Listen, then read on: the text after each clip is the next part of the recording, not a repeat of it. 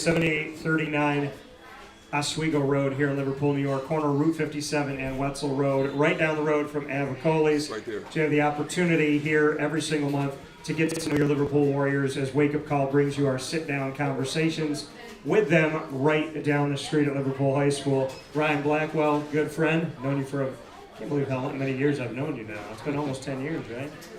Almost 10? Well, you said I met you Well, you when met I was in me college. way back. When before we were friends, we just got to meet you when I was Right. I think I was 14 years old. Yeah. 14 or 15. Yeah. So it was when you were transferring from Illinois. That's right. So I met you back, and actually a tribute to that moment. When I met you at that camp, Mike Hopkins and Louis Orr were the coaches. Yep. Rest in peace, May Louis Orr. he rest in peace, Mr. Louis Orr. So let's start there. Your thoughts on Louis Orr, and if you had any special moments with him. Coach Boeheim touched on it when he said, out of all the players he's coached and been around, he was the best human being that he's ever coached, and he's 100% right. You know, my 4 years at Syracuse were much better because he was around. He touched a lot of people just by the way he was, you know, off the court. We went to church because of him on Sunday sometimes. He and Eton were really tight, and that really hurt Eton. And he just touched a lot of people in the right way, just on the court, off the court, just his demeanor, his approach to the game, the way he handled situations, always, you know, very humble.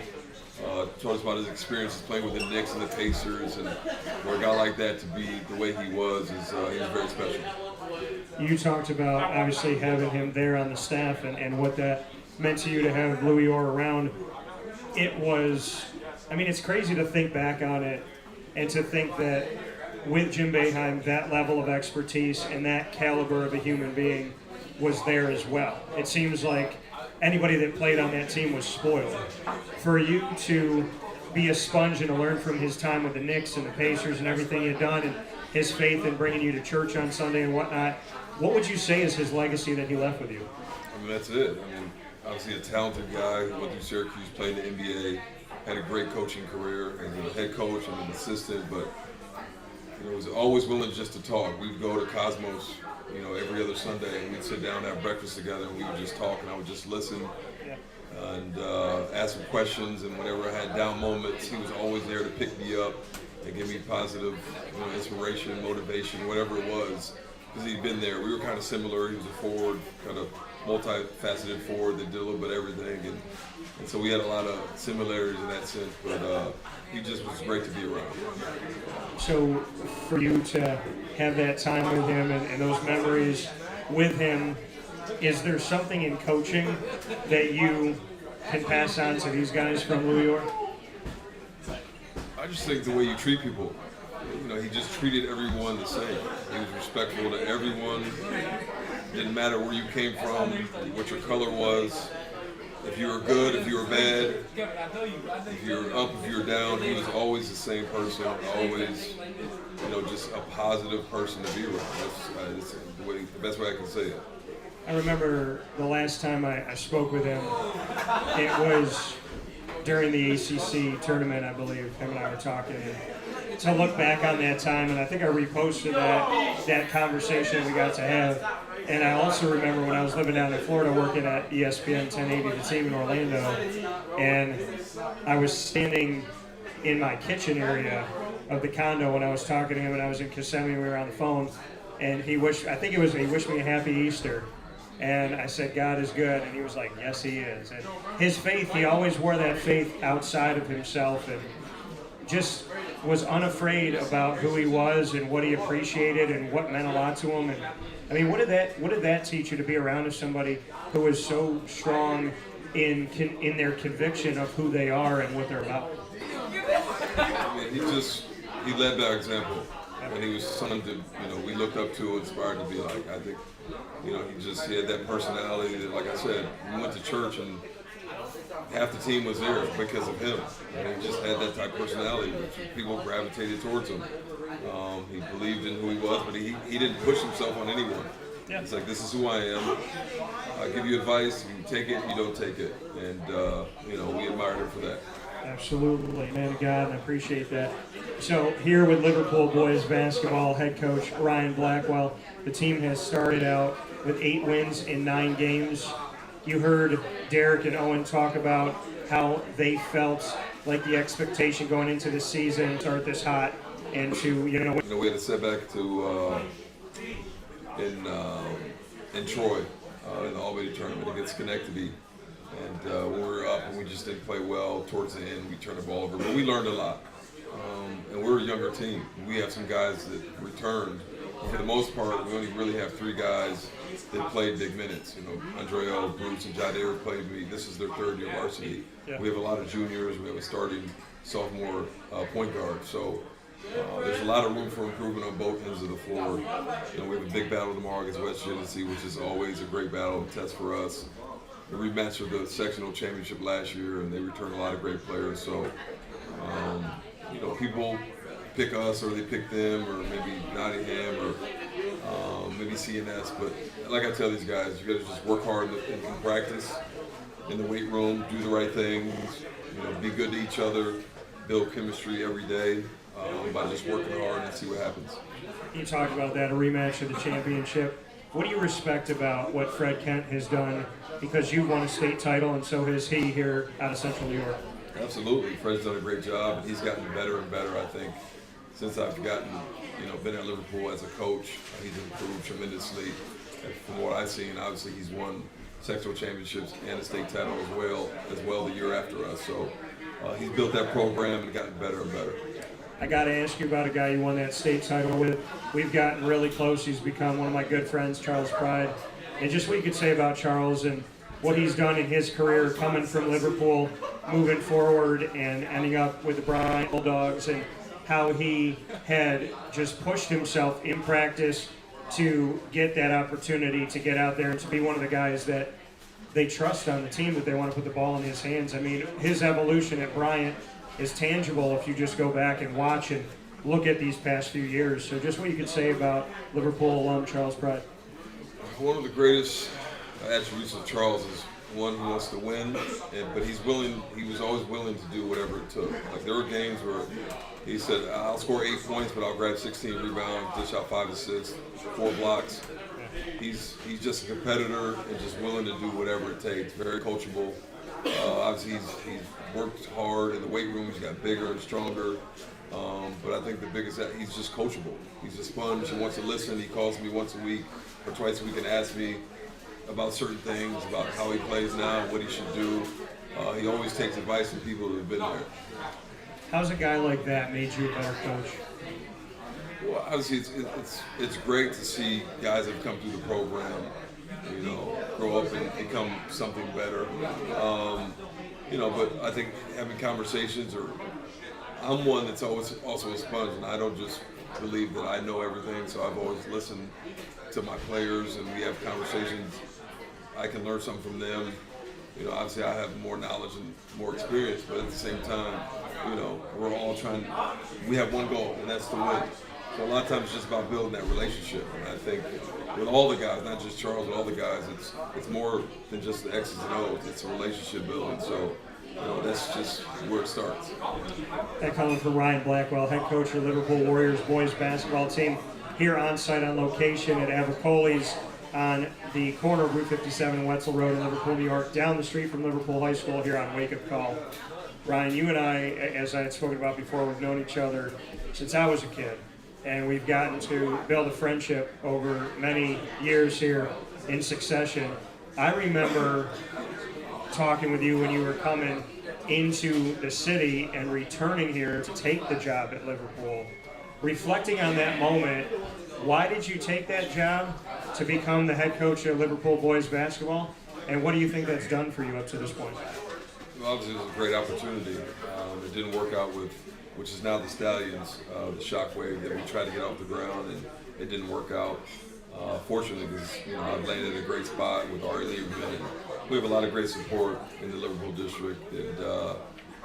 And I've grown as a coach, I've grown as a person, being a TA and being in the district, being around kids and different people, and I've learned a lot and grown in ways I would not have if I hadn't come here.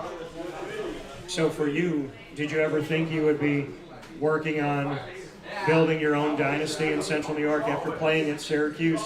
Did you see yourself in this world of having high school basketball and going after sectional titles and state titles? I mean, was this ever a vision, or did it just become the vision? No, because I was overseas. I was in Japan. I was, in Portugal. I was in South America doing things over there, and ended up playing in Japan and coaching. I was over there for 8 years. So at that point, no.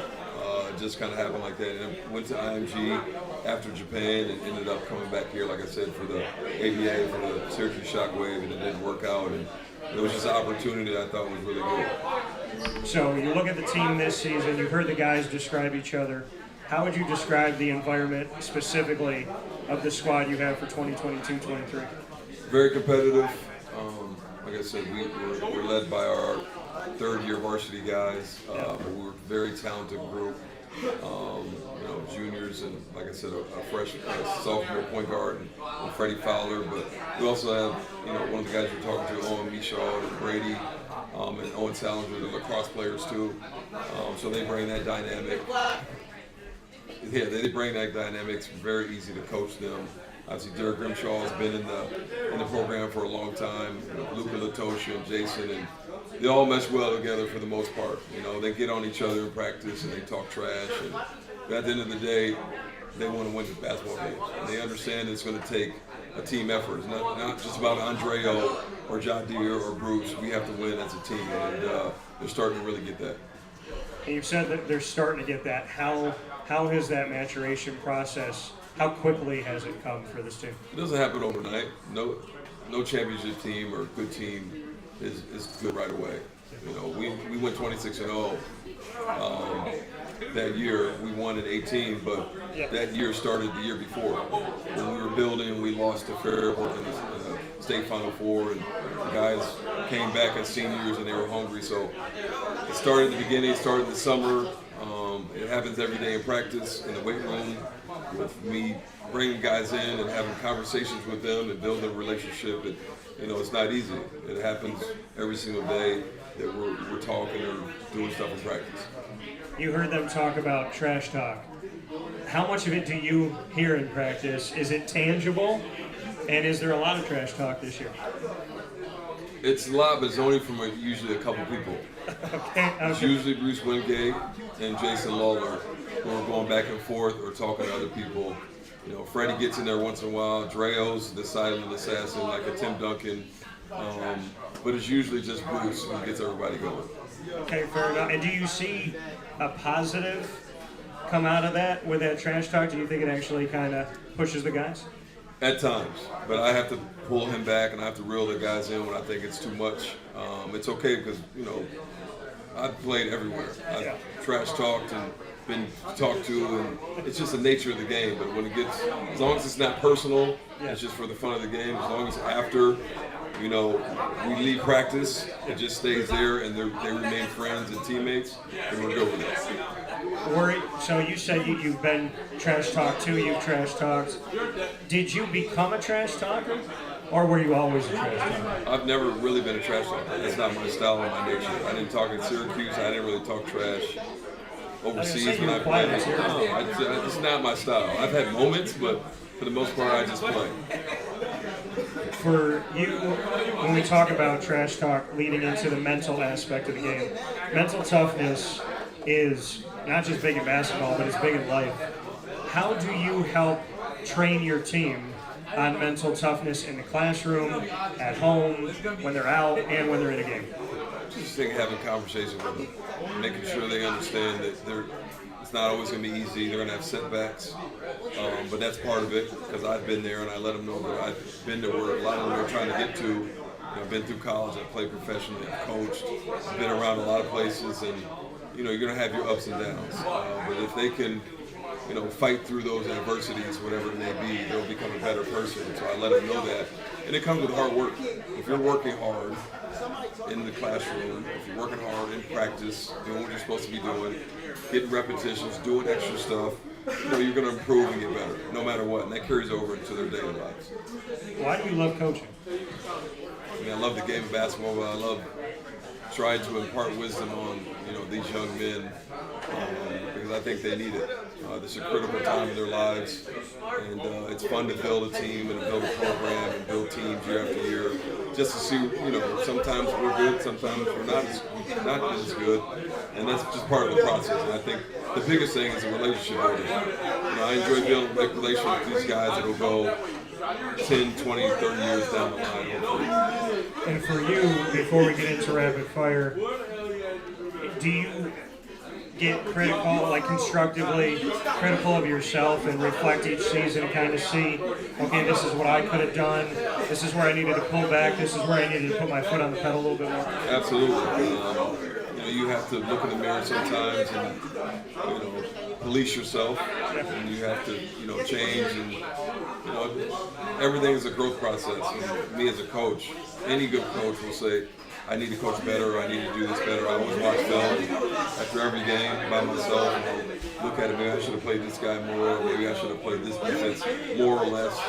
It's always, that's part of the process. If you're not trying to change and improve every day, every game, you're not gonna do that. Coming from Ryan Blackwell here in this Liverpool boys basketball special on Wake Up Call with Dan Tortora inside of Avicolli's. You and I have done this a lot, rapid fire. We're going to get a couple apiece. We'll try to go to different areas we haven't gone to before. I'll let you start. Rapid fire, wow. I've had mine for you since I walked in here pretty much. Did you ever go back to 2020 when COVID hit? Would I ever go back? Would you ever go back and want to go through that again? I would never want to go through it again.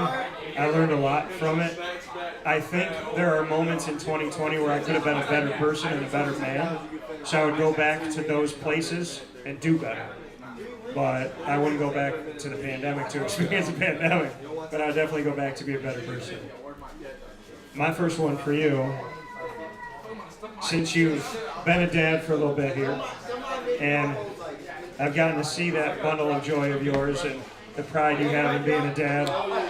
Tell me something about being a dad you know right now today that you didn't know when you first had your child. I didn't realize I would enjoy it as much being a father. Helping another human being develop that I see every day. And, you don't realize it until you have a kid. The love you have for someone else, it's another level. There's nothing like it. I've won championships, I've done a lot of great things, but that takes the cake. There's nothing like being a father. 1B to that. Favorite memory so far? That's tough. I had great memories. After winning sectionals last year, and it's just holding her. I come home and she's there, and she's excited, starts screaming, "This is Daddy!" Or after we won the TBT, and just going and seeing her after that. It's just nothing like it. I love it. I appreciate it. What's your next one for? Did you get your wings right? Favorite? So you're a Bills guy, right? No, I'm a Jaguar. That's right, you're a Jags guy. So what up, Milk Dud? Who are they playing? Chargers. And then we talked about that's a tough. So besides the Jags, who do you think is going to win? Who do you have? Buffalo Bills, baby. Yeah, I said the Bills when they asked me before. So I would probably say, so if you want me to go down the line, which is crazy, every team or every matchup that we have in the wild card, they've all played each other this season. 3 of the 6 have played each other twice, and this will be the 3rd time because they're divisional opponents, which I think is nuts. And it's hard to beat a team twice, let alone 3 times. You know that. Yep. So I'm going to pick the Niners over the Seahawks at home. I picked the Jaguars. I'll be at that game, God willing. I picked the Jaguars over the Chargers at home. I picked the Bills at home over the Dolphins. The Vikings at home, even though I think it'll be a close game with the Giants. That's the closest game I have. I think it's like a 4-point difference I have. And I have Cincinnati over Baltimore. Probably no Lamar Jackson, so that hurts them more. Yep. And I'm going to pick, and I don't like this game, and I said this weeks in advance that I did not want this to happen because I think it's terrible for the Cowboys. They've won 12. Tampa Bay's won 8. They've lost to Tom Brady twice in the last 2 seasons to start the season, so I don't like any part of this game for them. However, I did pick the Cowboys to squeak by 1 point 20-19. Okay. I want to know your rundown. Oh man, I don't. And you're I'm a a Bear- Bears you're a fan, Bears fan, so yeah. I don't have any skin in the game, and It's all right, you be a Jaguar right now. I'm gonna root for the Bills just because it's I think they're due. Everything that's been happening with them. I like Josh Allen. I think he's a great leader, but I'm gonna root for them to win it. Bengals are gonna win their game. I think Vikings will win their game. I'll never root against Tom Brady, even though Dallas is the better overall team. But Tom Brady in the playoffs is something different. Yeah. He's like LeBron. He's a LeBron guy. You're a But, LeBron guy, okay. yeah, so I'm a Bears guy. So for me, I'm just gonna root for the Bills. Okay. And the Niners are tough too, though. I think. Okay. So what about, so you're picking the Niners over the Seahawks? Yes, 100%. Okay, so you pick the Bills, you pick the Niners, you pick Cincinnati, you pick the Vikings, you pick Tampa. Who are you picking? My Jaguars or the Chargers? I'm gonna go Jags. All right. For you, I'll go with the Jags. I like that. Okay. Final note here, Ryan. I'm going to give you the last word. A message to the world that you think people need to hear in 2023. Slow down, be patient, be more understanding, more compassionate. Everything will be fine. Put the phones down for a little bit. Go read, go study, get off social media, turn off the news, and have conversations with people. And you'll learn more about it, more about people in the world. I think everything you said is 100% important. I think that, like, literally, if somebody did one of those things, I'd be happy, let alone all of them. Ryan Blackwell, go out and support Liverpool Athletics, Liverpool Warriors. Gentlemen, shout out your coach. Give your coach some love here right now. He did you right. A little bit better than that. You know, a little bit more. Rails eating his wings, he's not having any part of it. Yeah. They are in their wings right now. So, thank you, Ryan.